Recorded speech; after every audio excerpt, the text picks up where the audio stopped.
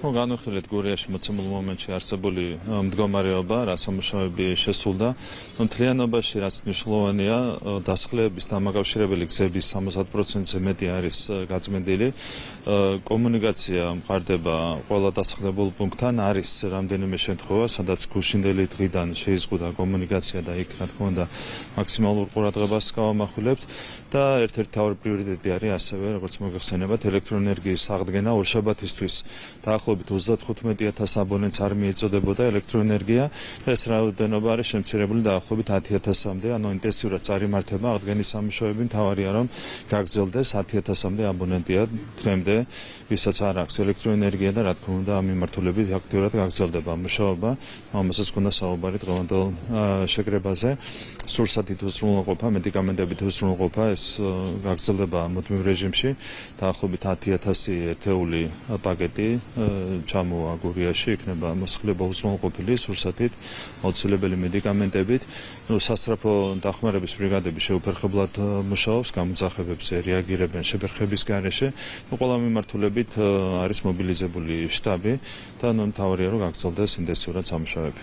მის შემშურდა ძეონო კავშირის წარმომადგენლობას მიმართა და ჯოზეფ ბორელის გადაწყვეტილებას ახსენებს, რომელიც 120 მილიონი ევროთი საქართველოს მთავრობის ნაცვლად ენჯოების და მედიის დაფინანსებას შეეხებოდა.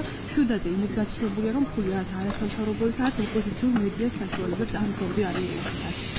თავისთავად ძალიან მნიშვნელოვანია ის, რომ საგარეო დაფინანსება სწორი მიმართულებით იყოს წარმართული და ეს დაფინანსება არ ემსახურებოდეს ქვეყნის საწინააღმდეგო გარკვეულ პროცესებს, სახელმწიფო ინტერესების საწინააღმდეგო პროცესებს. დანარჩენი ნახოთ.